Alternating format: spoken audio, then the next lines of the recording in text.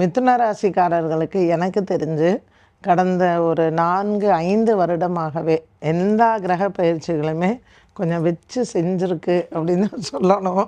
ஏன்னா பாவம், அதாவது மிதுன ராசிக்காரர் நீங்கள் 12 ராசியில் எடுத்துனீங்கன்னா மிதுன ராசிக்காரர்கள் வந்து கொஞ்சம் ஏமாற்றம் வந்து நிறையா. ஏன்னா நம்பி ஏமாறுறது அப்படின்னு சொல்லுவாங்க இல்லையா? ஸோ பிரத்தியாரை நம்பி ஏமாந்தது, காசு கொடுத்து திரும்பி வராமல், நான் உனக்கு கூட்டு தொழில் பண்ணு, நான் பண்ணுறேன்னு சொல்லிட்டு பாதியில் கலந்து விட்டு போகிறது. ஸோ இந்த மாதிரி நிறைய அடிபட்டு வாழ்க்கையில் சரி இப்போவாது இந்த கிரக பயிற்சியில் நம்ம திருந்தலாம் அப்படின்ட்டுன்னு மிதுன ராசிக்காரர்கள் இருந்திருப்பாங்க. ஸோ உங்களுக்கான ஒரு நல்ல காலம் அப்படின்னு சொல்லலாம். எந்த ஒரு விஷயமும் நம்ம அடிபடும் பொழுது அதை நம்மளை மாற்றிக்கணும்.